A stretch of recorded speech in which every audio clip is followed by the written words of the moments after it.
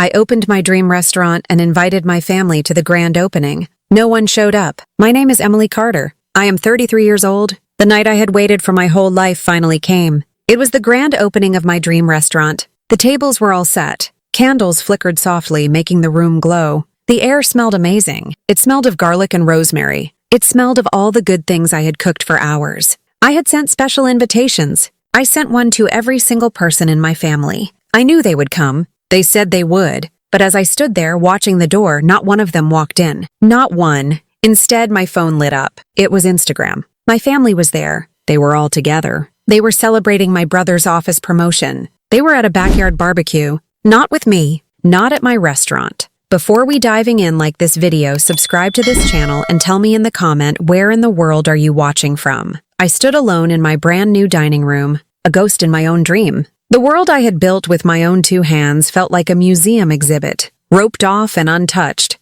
Everything was perfect, and that perfection was a kind of torture. The tables, solid oak I had sanded and stained myself, were set with starched white linens that felt as crisp and cold as my own skin. The silverware, heavy and gleaming under the soft track lighting, was laid out with a precision that now felt absurd. Each fork, each knife, each spoon was a silent soldier waiting for a battle that would never come. I had handwritten the menus on thick, cream-colored cardstock, my cursive flowing with a hope that now seemed foolish. Emily's table, the heading read. Underneath, a list of dishes I had poured my soul into: braised short rib with Parmesan polenta, pan-seared scallops with saffron risotto, a rosemary focaccia made from my grandmother's starter. It was a menu of memories, a culinary autobiography, and no one was here to read it. Hours crawled by. Each tick of the large, wrought-iron clock I'd bought at a flea market felt like a hammer blow against my ribs. 6 p.m. came and went. That was the official opening time.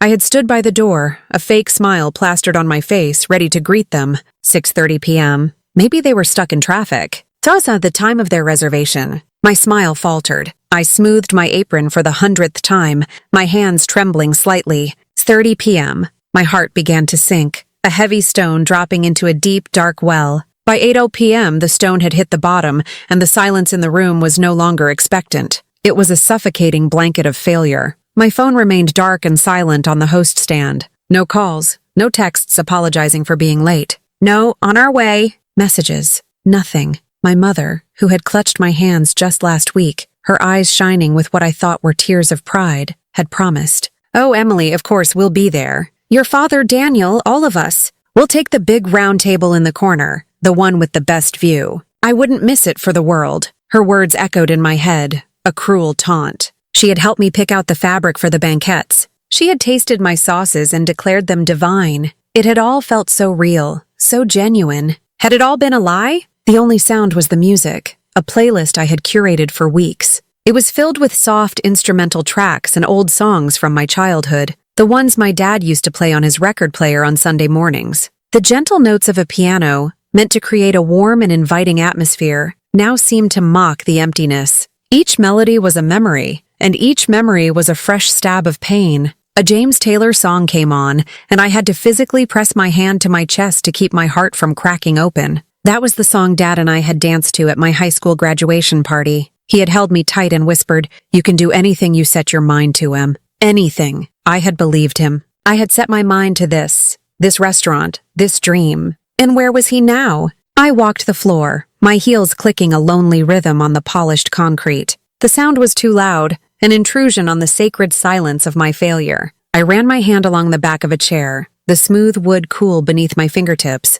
I adjusted a fork that was already perfectly straight. I stared at my reflection in the large mirror behind the bar, a woman in a crisp chef's coat, her hair tied back neatly, her face pale and her eyes wide with a dawning horror. I looked like a stranger. This confident, capable chef was not the person I felt like inside. Inside, I was a small child again, standing on the sidelines of a soccer field, watching all the other parents cheering for their kids, while my own were at my brother Daniel's baseball tournament across town, because his game was the one that really mattered. My staff, my small loyal team, tried to busy themselves. Maria, my head server, polished glasses that were already spotless. My two young chefs in the back, Leo and Sam, reorganized the walk-in cooler for the third time. I could feel their pity like a physical weight. They were trying so hard not to look at me, but I caught their furtive glances, their whispered conversations that stopped abruptly when I walked into the kitchen. They knew. They knew this wasn't just a slow opening night.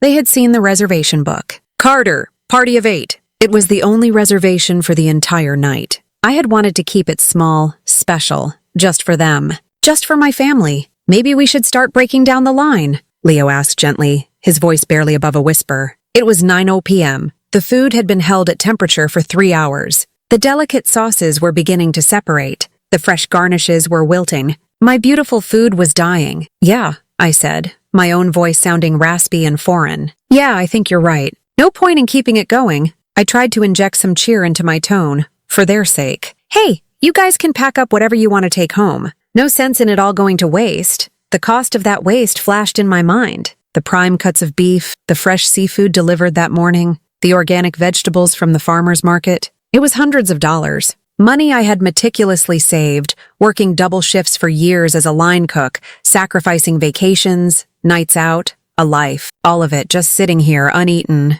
A monument to my foolishness. Maria came over and placed a glass of water in front of me. Emily, don't, she said, her voice soft but firm. It's not your fault. This is on them, not you. I wanted to believe her, but the shame was a thick, choking poison. It was my fault. It was my fault for believing them, for hoping, for thinking that this time it would be different. This time my achievement would be big enough, shiny enough, for them to finally see me. I had told everyone, my friends, my old culinary school instructors, the suppliers who had extended me credit based on my passion and my promise. I had painted a picture of a supportive, loving family, beaming with pride at the grand opening. What a fraud I was. They would all hear about this. The gossip would spread. Emily Carter opened her restaurant and not even her own mother showed up. The humiliation burned in my stomach. A hot, acidic fire. I looked at the lemon tarts I had arranged on a platter. Daniel's favorite. I had perfected the recipe over years, tweaking the balance of sweet and tart,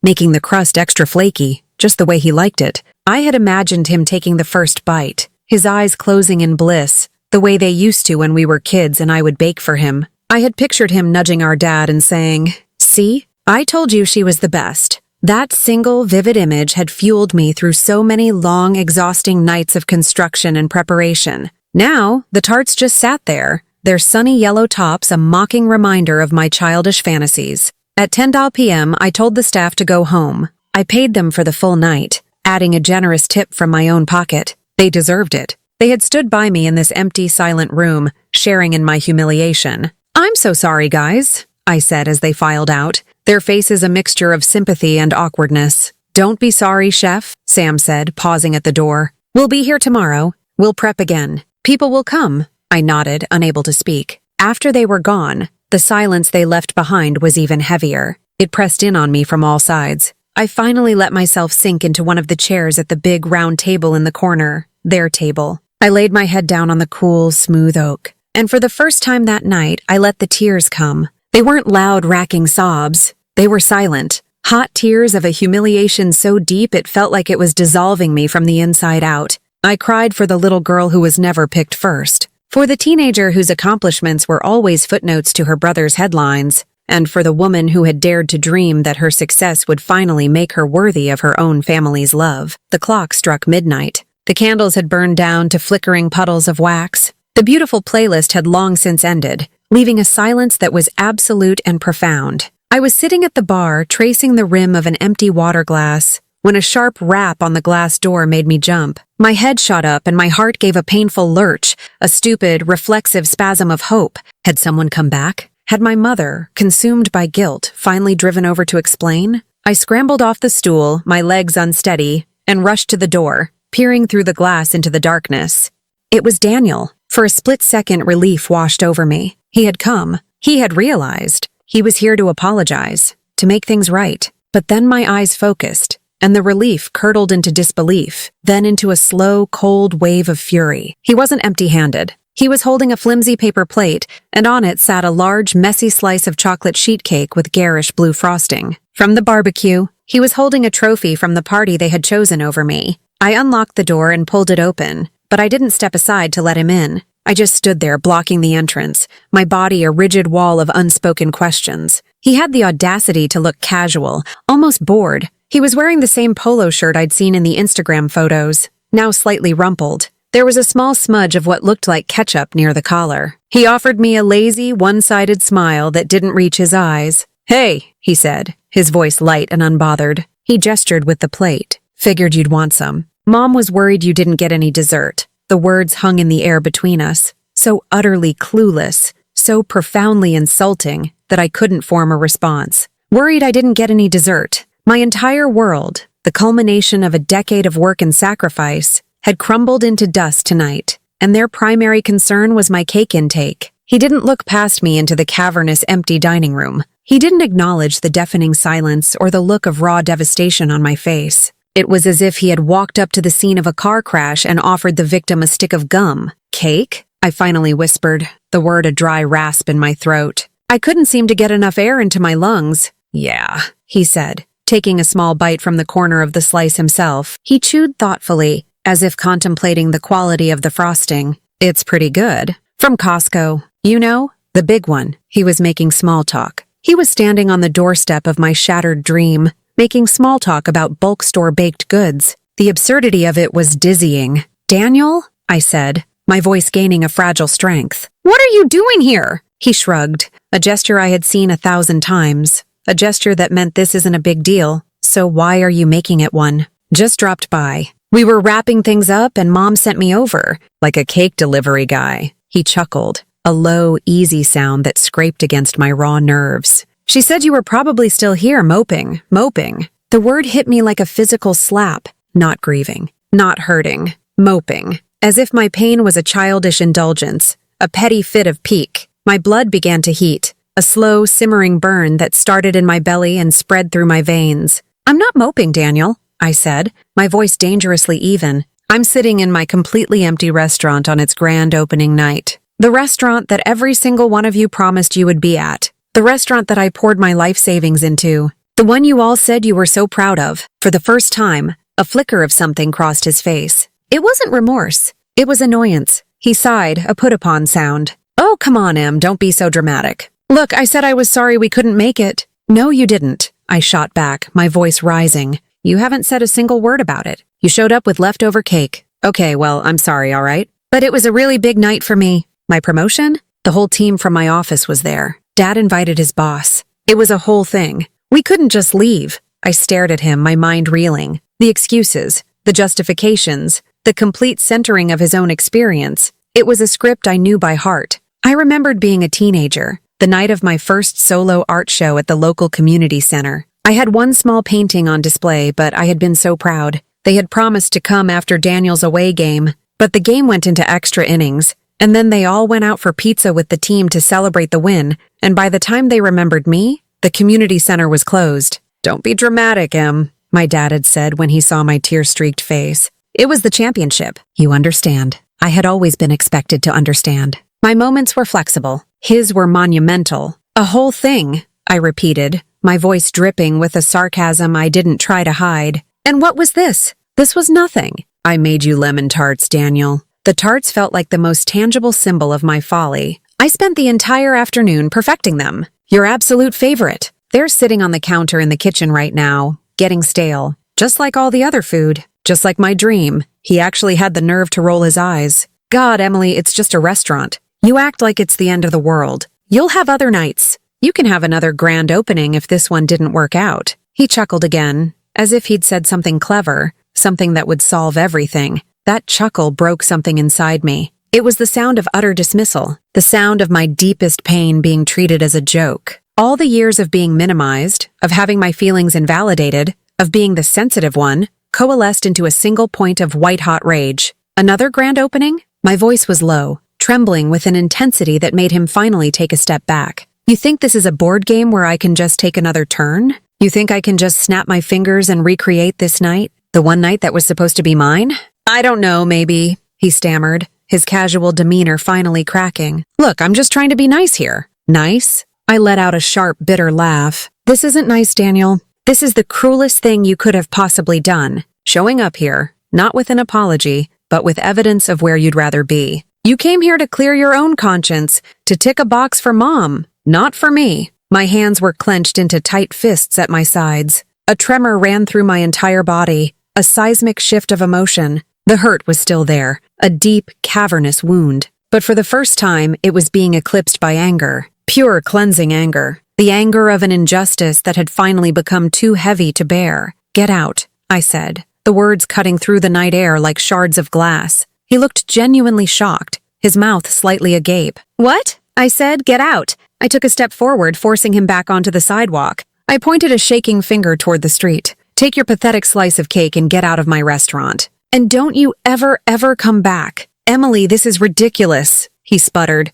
trying to regain his footing. "You're overreacting. This is family." "No," I said, my voice dropping to a fierce, venomous whisper. I leaned in close, wanting him to see the fire in my eyes, to understand that the Emily he knew, the one who would swallow her pain and forgive, the one who would always understand, was gone. "This is not family. This is betrayal. And you are not welcome in my life, and you are not welcome in my business. Now leave, before I say something we'll both regret." He stared at me, searching my face for the familiar sister he could placate with a shrug and a half-hearted apology. He didn't find her. He saw a stranger, a woman made of iron and ice. Without another word, he turned and stalked off into the darkness, the paper plate still in his hand. I watched him go until his shadow was swallowed by the night. The door clicked shut, and I was alone again. But this time I wasn't crushed. I was forged. In the echoing silence after Daniel left, I stood frozen in the middle of the dining room. The rage still coursed through me, a hot electric current that made the air hum.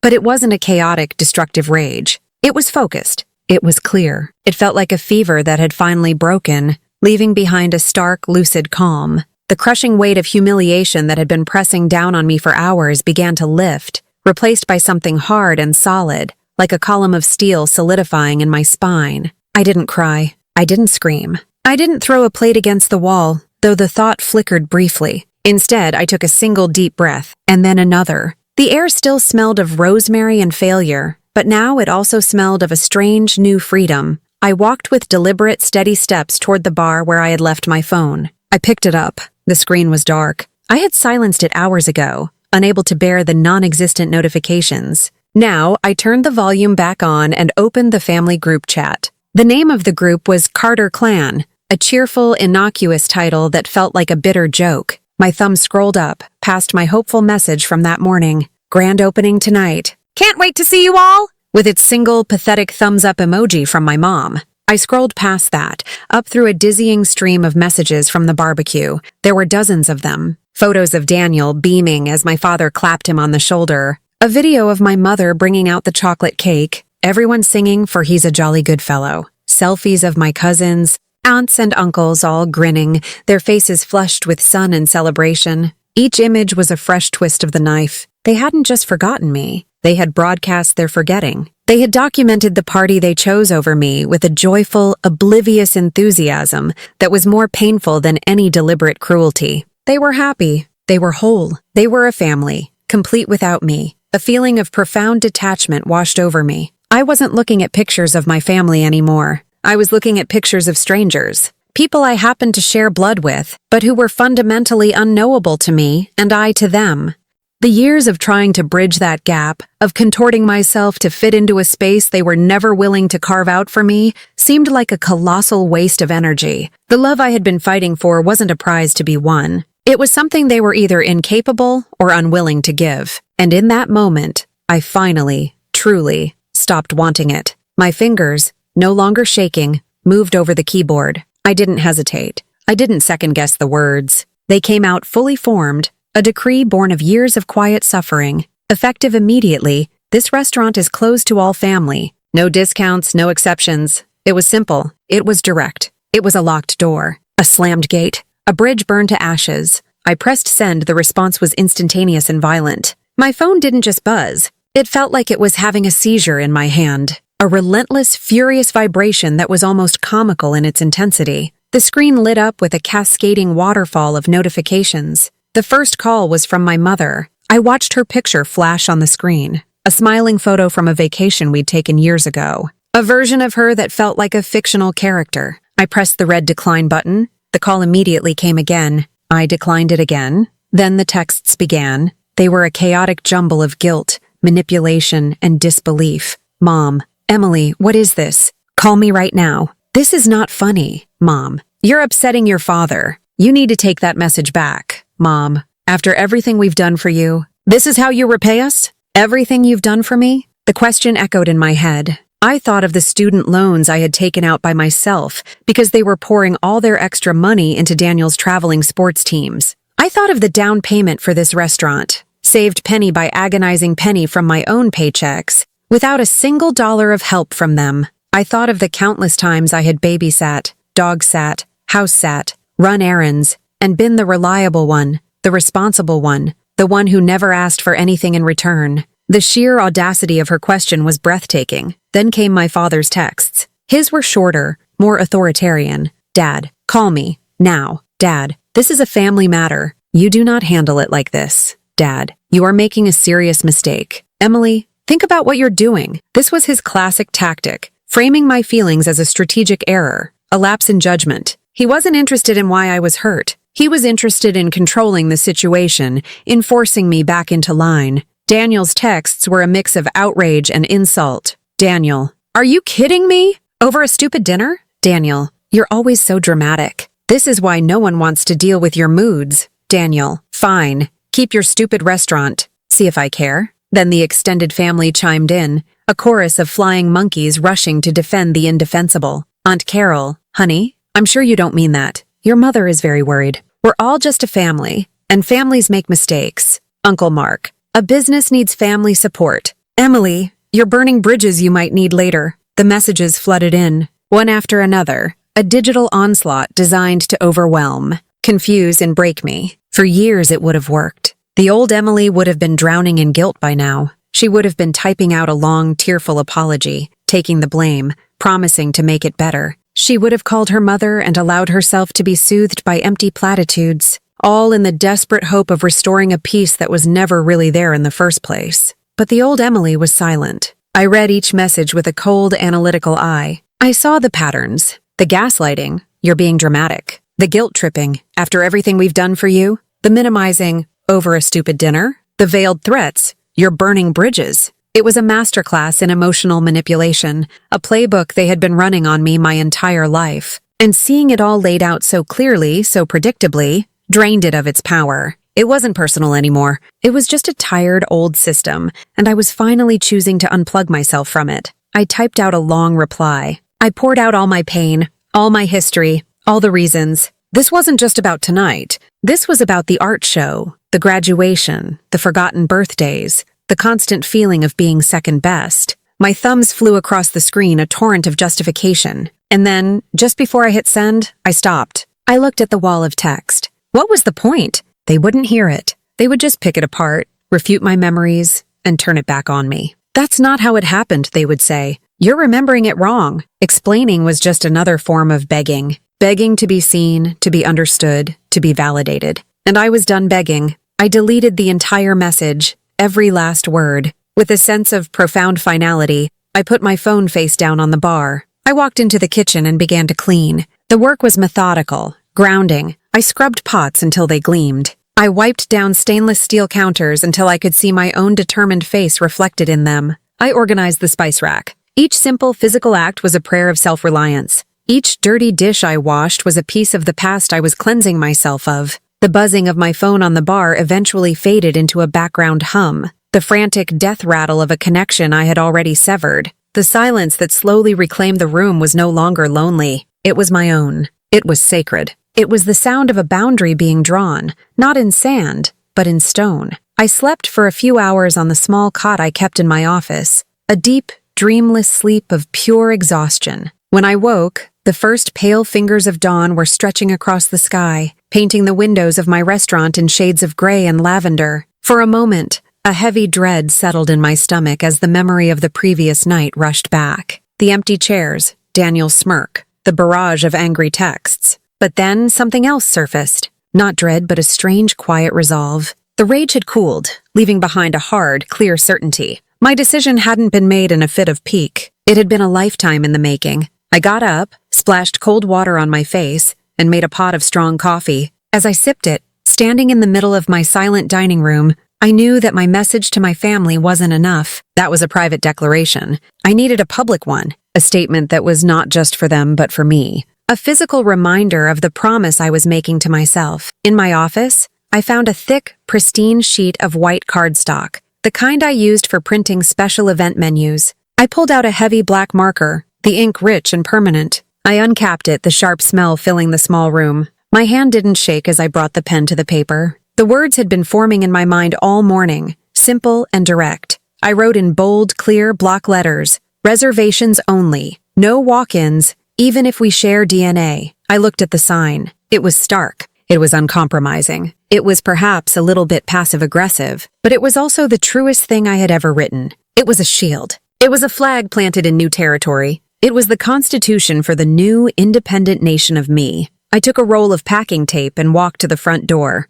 The morning light was growing stronger, casting long shadows down the empty street. I carefully taped the sign to the inside of the glass door, right at eye level. It was the first thing anyone passing by would see. I stepped back onto the sidewalk to look at it from the outside. It was perfect. It felt like an exhale, a release of a breath I had been holding for 33 years. I spent the rest of the morning in a flurry of productive activity. I didn't think about my family. I didn't check my phone, which I had left on silent in the office. I focused on my work. I prepped the kitchen for lunch service, even though I had no reservations. I chopped onions, garlic, and carrots with a rhythmic, meditative focus. I kneaded a fresh batch of focaccia dough, feeling the life in it under my palms. I was reclaiming my space, filling it with the comforting, familiar scents and sounds of my craft. This restaurant was not a place of humiliation. It was my sanctuary, my creation, and I would protect it. It was around 11:30 a.m. when I glanced up from the line and saw a young woman stop on the sidewalk outside. She had bright pink hair and was holding a phone. She paused, read the sign, and a slow smile spread across her face. It wasn't a mocking smile. It was a smile of recognition, of solidarity. She raised her phone, snapped a quick, unobtrusive photo, and then continued on her way. I watched her go, a strange flutter in my chest. I hadn't expected anyone to even notice, let alone react like that. I put it out of my mind and continued my prep. An hour later, my phone, which I had finally retrieved from the office, started buzzing. It wasn't a call. It was a text from Sarah, a friend from culinary school. "Emily. Dude, have you seen this?" Below the text was a link. My finger trembled slightly as I tapped it. It took me to the Instagram page of a popular local food blogger, a woman whose opinion could make or break a new restaurant in town. And there it was, the photo the pink-haired woman had taken. A clear shot of my sign hanging in the door of my restaurant. The caption underneath read, "Well, the new spot, Emily's Table, is not playing around when it comes to family drama. Don't have the backstory, but I am here for these boundaries. A chef who knows her worth? I'm intrigued. Might have to go check out the food." My heart started pounding. I scrolled down to the comments. My breath held tight in my chest. I expected ridicule, judgment, people calling me unprofessional. What I found was the exact opposite. "OMG, this is iconic. I need this sign for Thanksgiving. A queen. We have no choice but to stand. Whatever happened to her, I'm on her side. Making a reservation right now? This is the most relatable thing I've ever seen. Good for her for protecting her peace. Okay, but is the food as good as her boundaries? Because if so, I'm a customer for life. My therapist would love this. Printing it out for my next session. Finally, someone said it. Your business is your business. Family doesn't just get a free pass to disrespect you. The comments went on and on. A tidal wave of support from complete strangers. People were sharing their own stories of family struggles, of feeling unseen and unappreciated. They were tagging their friends, their siblings, their partners. "See, I'm not the only one," they wrote. In a matter of hours, the post was shared hundreds of times. It was picked up by another blog, then a local online news outlet. My simple handmade sign had gone viral. I sank onto a prep stool, my phone clutched in my hand. A strange, unfamiliar warmth was spreading through my chest. It was validation, but it was a different kind of validation than the one I had so desperately craved from my family. Their approval had always felt conditional, something I had to earn, something that could be withdrawn at a moment's notice. This was different. This was a chorus of strangers looking at my most vulnerable, painful moment, which I had turned into an act of defiance, and they were saying, "We see you. We get it. You are not alone." Tears welled in my eyes, but for the first time in 24 hours, they weren't tears of pain or humiliation. They were tears of overwhelming relief. The loneliness that had been my constant companion for so long began to recede. My restaurant was still physically empty, but in the digital world, it was suddenly full of people who understood. I took a shaky breath and looked around my kitchen,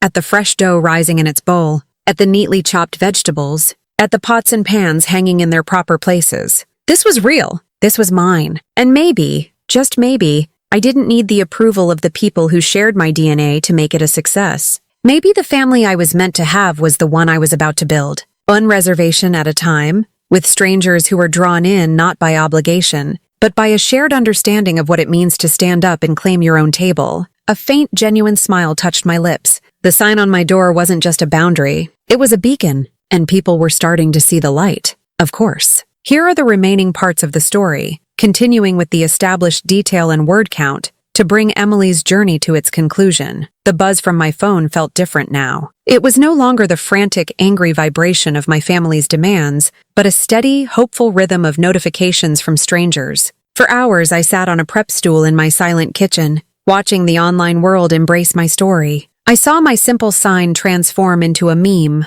a symbol, a rallying cry. It was surreal, like watching a movie about someone else's life. But while the digital support was a comforting balm on a fresh wound, it was still just that, digital, abstract. I had no idea if it would translate into anything real. My restaurant was still a pristine, empty vessel. My bank account was still dangerously low. The rent was still due. Then, around 4 p.m., the restaurant's landline phone rang. The sound was so jarring in the silence that I nearly dropped my phone. It was the first time the phone had rung for a legitimate business reason. My heart hammered against my ribs. What if it was my father bypassing my cell phone to lecture me? What if it was a reporter wanting a salacious quote? My hand hovered over the receiver, hesitating. I took a deep breath. You put the sign on the door, Emily. You have to be willing to answer what comes through it. I picked up the phone. Emily's table. This is Emily speaking, I said, my voice a little shaky. Hi, Emily. A warm, friendly female voice responded. I saw your sign online. I hope this isn't a weird question, but are you actually open for dinner tonight? Tears pricked my eyes. It was a simple question, but it held so much weight. It was a question that assumed I had a business to run, that I was a chef with a restaurant. It was a question that treated me as legitimate. Yes, I managed to say, my voice thick with emotion. Yes, we are. Wonderful. Could I make a reservation for 2 at 7 o'clock? My wife and I have been wanting to try a new place. Of course, I said, grabbing a pen and opening the pristine reservation book to a fresh page. I wrote down her name, the time, the number of guests. My hand was steady. We'll have a table ready for you. After I hung up, I stared at the name in the book. It was the first real reservation from a stranger who chose to come here. A wave of adrenaline, pure and potent, shot through me. I had a customer. I had a job to do. That first reservation broke the dam. The phone rang again and then again. A party of 4 for 7:30. A couple for 8:15.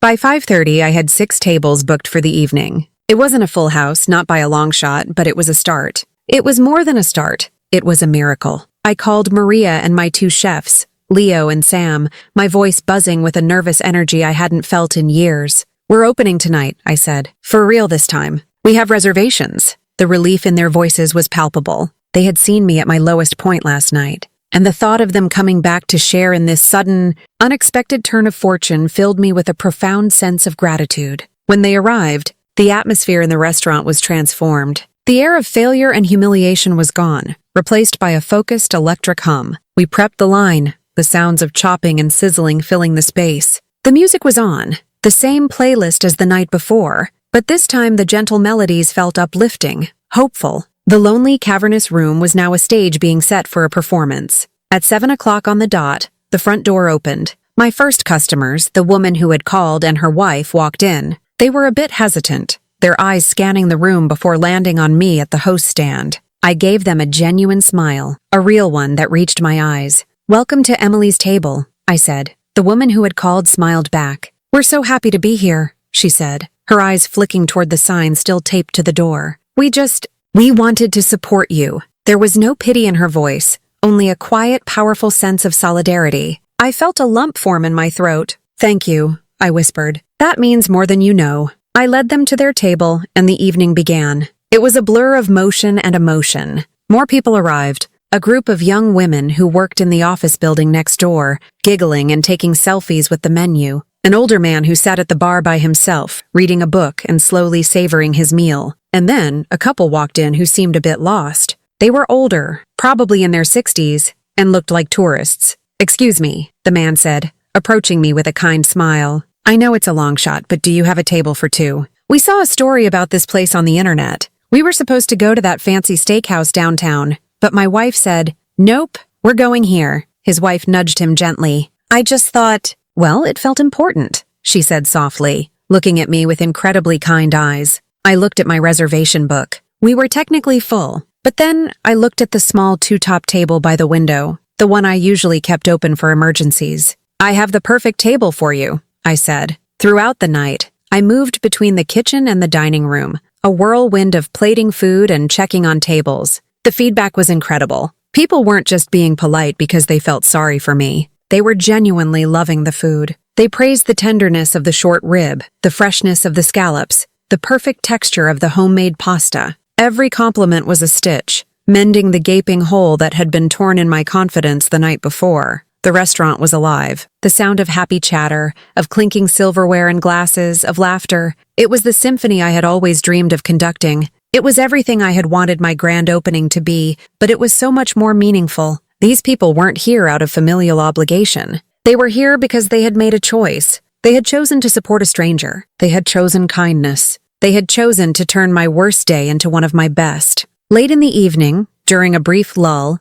I leaned against the kitchen doorframe, just watching the scene. The room was warm, glowing, filled with life. Maria was laughing with the table of women from the office building. Leo and Sam were working in perfect sync on the line, calling out orders, their faces flushed with the heat and the thrill of a busy service. And I, the chef, the owner, the woman who had felt so utterly alone and invisible just 24 hours earlier, was the center of it all.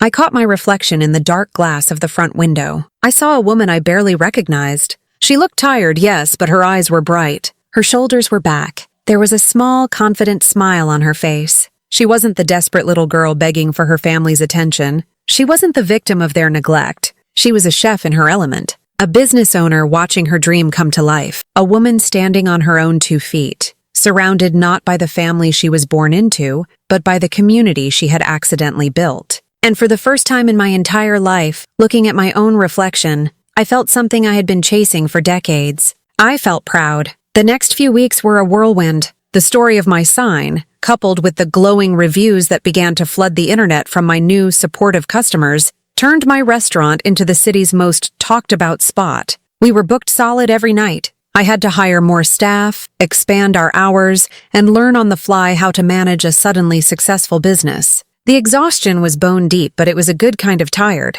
It was the satisfying ache of hard work paying off. For the first time, I felt a sense of peace, of stability. The constant low-grade anxiety of seeking my family's approval had vanished, and in its place was a quiet, sturdy confidence. My family, for their part, had gone completely silent. After the initial barrage of texts and calls, there had been nothing. It was an unnerving, unfamiliar silence, and a small, foolish part of me wondered if they had finally understood, if they had decided to respect my boundary. But I knew them better than that. Their silence wasn't acceptance. It was a regrouping. They were planning their next move. The move came on a rainy Tuesday evening. I was at home in my small apartment above a flower shop, a few blocks from the restaurant. It was my first real night off in a month. I was in my pajamas, curled up on the sofa with a bowl of soup, trying to decide what to watch online. There was a sharp, insistent knock on my door. It wasn't the friendly rap of a neighbor. It was heavy, official. My stomach clenched. I crept to the door and looked through the peephole. My heart dropped. It was my father. He stood on my doorstep, rain dripping from the brim of his hat, his face set in a grim, determined expression. He looked like a man who had come to deliver a verdict. My first instinct was to pretend I wasn't home, to stand perfectly still until he gave up and left. That's what the old Emily would have done. Avoid the confrontation, hope the problem would go away on its own. But I wasn't the old Emily anymore. I had faced down an empty restaurant and a world of humiliation. I could face my own father. I took a deep breath, unlocked the deadbolt, and opened the door. "Hello, Dad," I said, my voice even. I didn't step aside to let him in. "Emily," he said, his voice a low rumble. "Aren't you going to invite me in?" "It's pouring out here," I held his gaze for a long moment before finally stepping back. Fine. He walked past me into my small living room, shaking the rain from his coat and looking around with a critical air, as if my cozy, lived-in apartment was somehow a disappointment. He had always done that, subtly telegraphing his disapproval of my choices,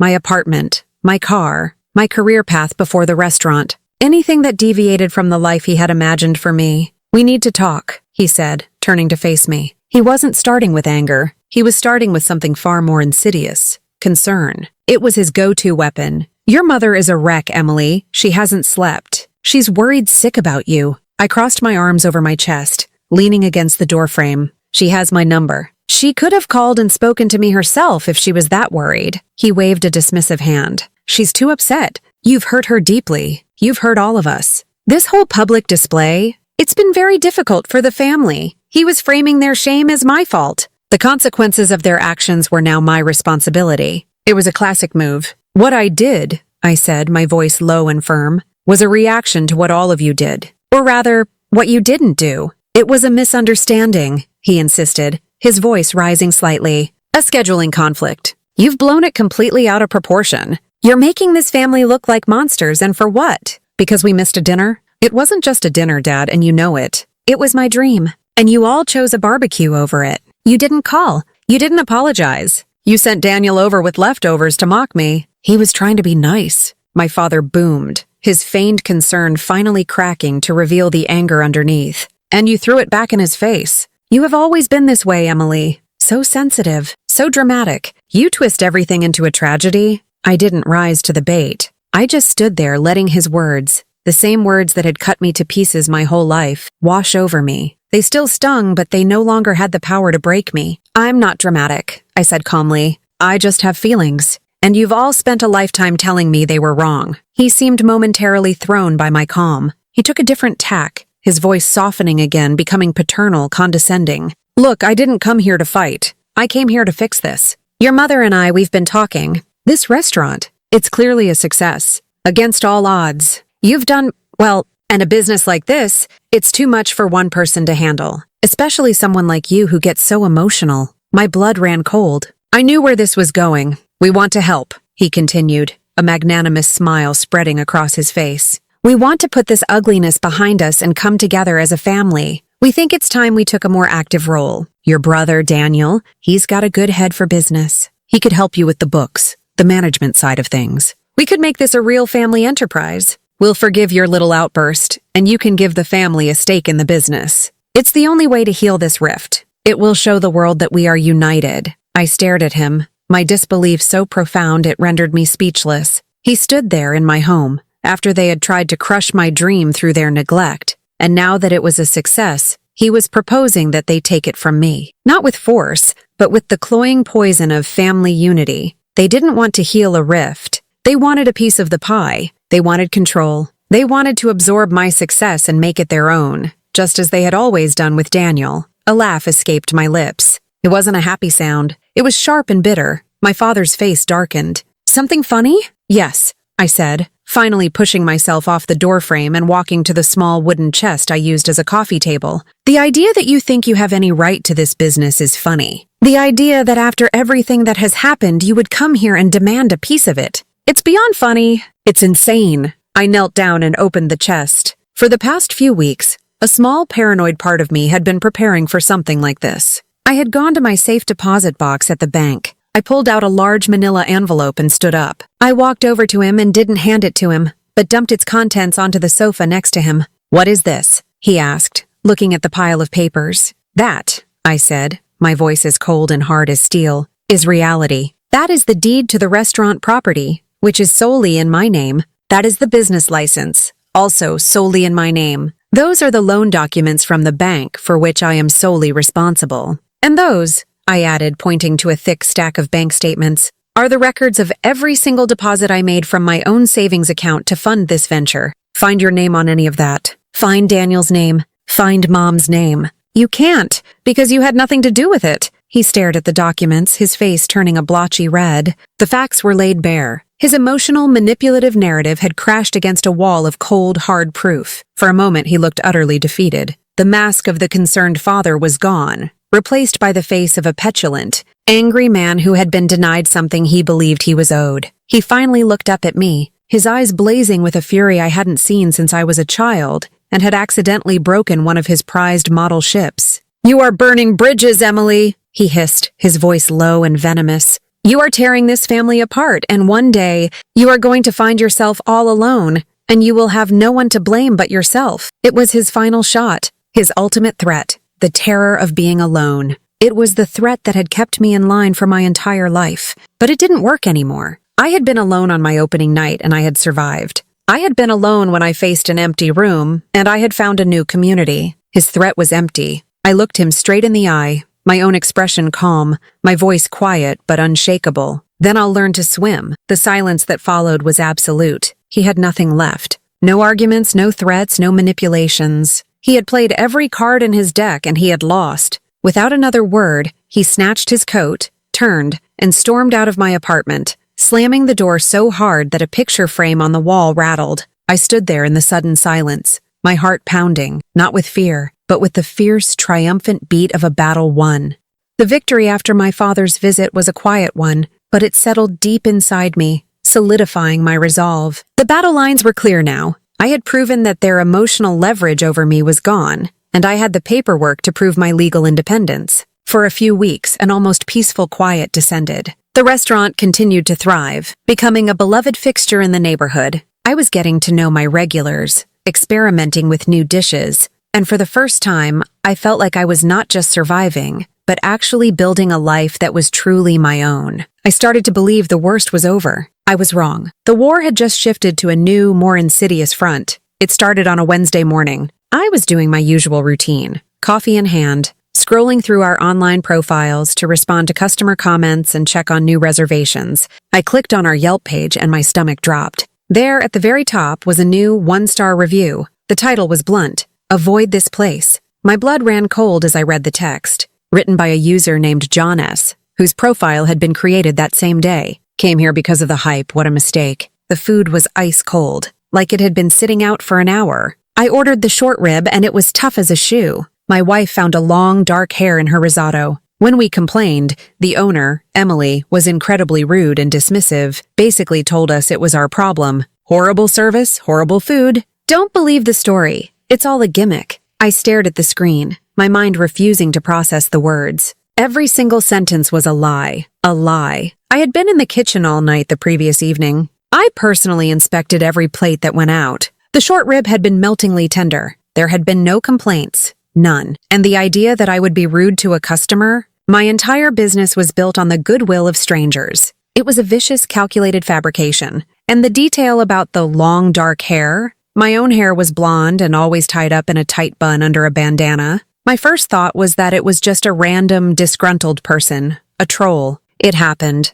I took a deep breath, my hands shaking, and drafted a polite professional response, stating that we had no record of their visit or any such complaint and inviting them to contact me directly to resolve the issue. But the next day, there were 2 more. One on Google, one on a popular restaurant review site. Both 1-star, both from brand new profiles. Sarah P.R. claimed her chicken was raw in the middle and that she saw a mouse run across the floor. Mike R. wrote that the restaurant was dirty, the music was too loud, and the chef was visibly drunk, yelling at the staff in the open kitchen. The lies were becoming more elaborate, more poisonous. A mouse? Me drunk? It was character assassination. A cold dread snaked its way up my spine. This wasn't random. The timing, the similar tone of personal attack, the brand new profiles, it was a coordinated assault. This was my family. I felt a surge of panic so intense it made me dizzy. This was different from them not showing up. This wasn't neglect. This was active sabotage. They weren't just trying to hurt my feelings. They were trying to destroy my livelihood. My reputation was the most valuable asset I had, and they were systematically trying to poison it. The restaurant that had become my sanctuary was now under siege. For a full day, I was paralyzed. I couldn't eat. I couldn't sleep. I read and reread the reviews, the lies seeping into my brain like toxins. What if people believed them? What if my real customers started to doubt me? What if the tide of public support turned against me? All my hard work, all the love and passion I had poured into this place felt fragile, vulnerable, like it could all be undone by a few anonymous, hateful paragraphs. But then, the anger returned. the same cold, clear anger that had visited me on my opening night. They had tried to break me with neglect, and it had made me famous. They had tried to break me with manipulation, and it had made me stronger. Now they were trying to break me with lies, and I would not let them win. I was done being a victim. It was time to fight back. My first call was to a friend of a friend who was a lawyer specializing in small business law. I explained the situation, my voice tight with controlled fury. She listened patiently. "This sounds like a classic case of trade libel or defamation," she explained. "It's notoriously hard to prove, especially with anonymous online accounts. We can send cease and desist letters to the platforms, but they move slowly. The best defense against this kind of attack isn't always legal. It's public." Her words clicked something into place. My family had made this a public fight from the beginning. It was time I started using the arena to my own advantage. I wasn't going to engage with the trolls online. I wasn't going to post a frantic defensive denial. I was going to be smarter. My second call was to the journalist who had written the first article about my sign, the one for the local news outlet. Her name was Jessica. She had been fair and kind, and her article had been a huge catalyst for my success. I left her a message, my voice calm and steady, explaining that there had been a new development in my story, and I had evidence of what I believed to be a coordinated campaign to sabotage my business. She called me back within the hour, her voice sharp with interest. "Tell me everything," she said. We met for coffee the next morning. I came prepared. I had printed out the reviews, highlighting the dates the profiles were created. I had security camera footage from the restaurant for the nights in question, proving there were no incidents, no mice, no drunk chef. I even had signed affidavits from my staff swearing that the events described in the reviews never happened. I laid it all out on the table between us. I didn't get emotional. I didn't cry or rage. I just presented the facts, clearly and calmly. I told her about my father's visit, about their demand for a stake in the business, and how this campaign of slander had begun shortly after I had shown him the door. Jessica listened, her eyes wide, scribbling notes furiously. "This is insane," she murmured, looking at the evidence. "They're really trying to ruin you." "Yes," I said simply. "They are. Most people in this situation would be terrified," she said, looking at me with a newfound respect. "But you're fighting back." "I have too much to lose," I replied. "This restaurant is everything to me. I won't let their bitterness and jealousy tear it down." The article came out 2 days later. The headline was a masterpiece, spread across the front page of the lifestyle section. "Local chef, targeted by her own family. In viral story, fights back with grace against sabotage campaign." The article laid out the whole story. It detailed the suspicious nature of the one-star reviews. It mentioned my evidence. It quoted my lawyer on the legal definition of trade libel. But most importantly, it quoted me, not as a victim, but as a resilient business owner protecting her dream. "All I have ever wanted is to cook good food and create a welcoming space," I was quoted as saying. "The public support has been the greatest gift. I trust that my real customers know the truth." The effect was instantaneous and overwhelming. The story exploded online, far bigger than the first one. This time, the public sentiment wasn't just supportive, it was ferocious. People were outraged on my behalf. My online review pages were flooded, but this time with 5-star reviews from loyal customers, all of them writing things like, "Came to support this incredible chef, and the food was even better than the story. And don't believe the fake reviews. Emily's table is a gem." My supporters went to the fake 1-star reviews and reported them as fraudulent, leaving comments calling out the obvious lies. Within 48 hours, the fake reviews were either buried under an avalanche of positive ones, or had been removed by the platforms for violating terms of service. The family's attempt to create a narrative of my failure had backfired in the most spectacular way possible. They had tried to poison the well, but instead, they had revealed the purity of the source. They had tried to douse my small flame with gasoline, and it had erupted into an inferno of support. My reservations booked out for the next 3 months solid. I had survived their most vicious attack yet, not just by defending myself, but by holding my head high and trusting in the truth. The fallout from the second article was a public shaming of my family on a scale I could never have imagined. They had wanted to operate in the shadows, slinging mud from anonymous accounts, but now a bright, unforgiving spotlight was shining directly on them. The story was picked up by national blogs. People in our hometown started talking. My family, who had always been so concerned with appearances, with maintaining their image as a respectable, church-going family, were exposed. Their toxicity was no longer a private family secret. It was a public spectacle. I tried not to revel in it. There was no joy in watching the digital world tear my parents and brother apart. It was a somber, painful kind of vindication. I focused on my work, keeping my head down, pouring all my energy into my restaurant and my customers. I had won the public battle. I thought the war was over. But there was one more chapter, one that would bring the entire conflict to a quiet, devastating end. Not through any action of my own, but from an unexpected confession from inside the enemy camp. About a week after the article was published, I received an email from an address I didn't recognize. The subject line was simply, "I need to talk to you." My first thought was that it was a reporter, or maybe even a supporter. But when I opened it, my blood ran cold. The email was from Olivia, my brother Daniel's fiancée. My hand trembled as I read her words. She was brief, direct. She said she had seen the articles, that she knew the truth was even worse than what was reported, and that she couldn't live with the silence anymore. She asked if I would be willing to meet her in person, somewhere private. My immediate reaction was suspicion. Was this a trap? Was my family sending her as a Trojan horse to try and manipulate me again? Every instinct screamed at me to delete the email and ignore it. But there was a note of genuine desperation in her words that resonated with me. I knew what it felt like to be trapped in that family's orbit. I agreed to meet her at a quiet, neutral coffee shop in a neighboring town the next day. When I saw her walk in, I barely recognized her. The bubbly, confident woman I had met at family Christmases was gone.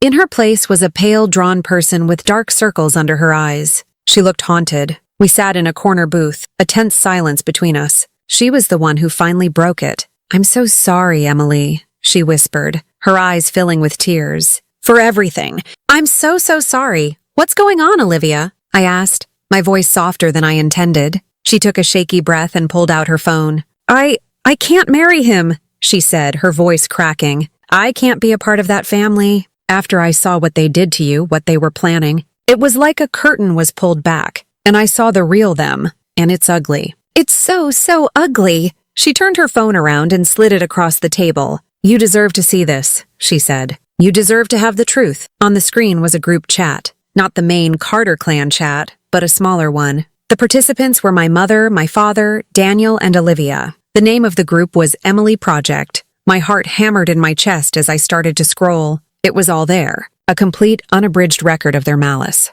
The conversation started the day after my father's visit to my apartment. "Dad, she's not going to break. The girl is stubborn as a mule. We have to try something else. Daniel, I told you she's a lost cause. Let her fail on her own, Mom. No, we can't have her embarrassing the family like this. This public defiance. She needs to be brought back in line. For her own good, we need to remind her that she needs us. Dad, she doesn't think she needs us. Her business is her new family. So we attack the business, Daniel. How? Dad, it's simple. We create doubt. A few bad reviews online. Nothing too crazy. Just enough to scare her, to make her feel vulnerable again. Then, when she's struggling, we can step in as saviors. Mom, oh, Robert, is that wise? What if she finds out? Dad, she won't. We'll use new accounts. Be smart about it. Olivia, you're good with this internet stuff. You can help. I looked up at Olivia, my eyes wide with shock. Her face was pale. I didn't, she whispered. I told them it was a horrible idea, that it was cruel, but they didn't listen. Daniel, he thought it was a great game.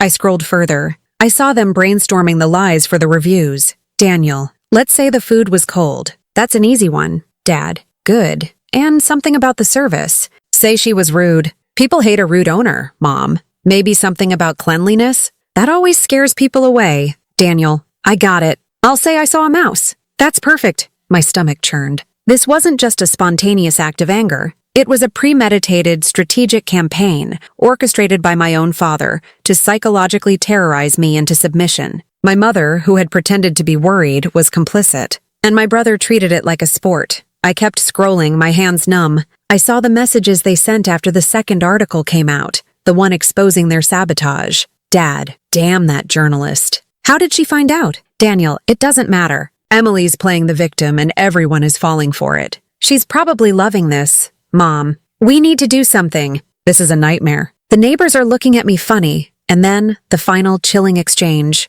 Daniel, Olivia, why are you being so quiet? You need to post something online defending us. Defending me, Olivia. I can't, Daniel. This is wrong, Daniel. Wrong? She's the one who's wrong. She abandoned this family. You're either with us or you're with her. Whose side are you on? That was the last message in the chat. I pushed the phone back across the table. I felt strangely calm. All the pain, all the confusion, all the years of wondering if I was the crazy one, if I was too sensitive, it all evaporated. Here was the proof. Cold, hard, irrefutable proof, right in front of me. I wasn't crazy. I was the sane one in a family of manipulators. He gave me an ultimatum, Olivia said, wiping a tear from her cheek. And I'm choosing. I'm choosing to not be like you all. I'm choosing to be a person with a conscience. She took a deep breath. I've already packed my things. I'm leaving him today. But before I did, I sent copies of this entire chat to that journalist, Jessica, and I gave her permission to use my name. The revenge, when it came, was not a dish I served.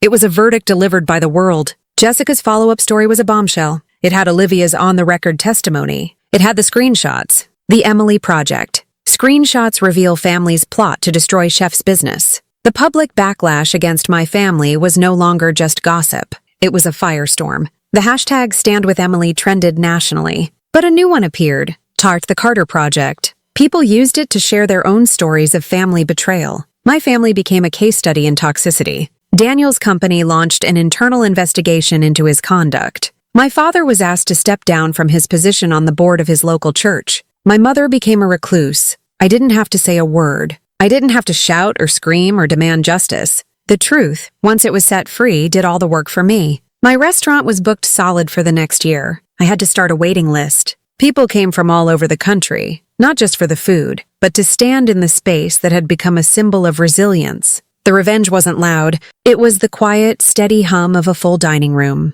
the clink of glasses, the murmur of happy conversation. It was the sound of my success, a success I had built not just in spite of them, but because of them. They had meant to destroy me, but instead, they had made me invincible. A year later, I stood on a different sidewalk, in front of a different set of glass doors. This time I wasn't alone. I was surrounded by my loyal staff, my new friends, and a small, respectful crowd of reporters. It was the grand opening of my second restaurant, the Table downtown. The success of the first had been so overwhelming that expansion was the next logical step. This opening was nothing like the first. There were no desperate hopes, no fears of abandonment. The room behind me was already filled with a long list of confirmed reservations. A young reporter, the same Jessica who had helped me share my story, stepped forward. "Emily, congratulations," she said, her smile genuine. "It's been an incredible year for you. Looking back on everything that happened, if you could say one thing to your family now, what would it be?" I thought for a moment.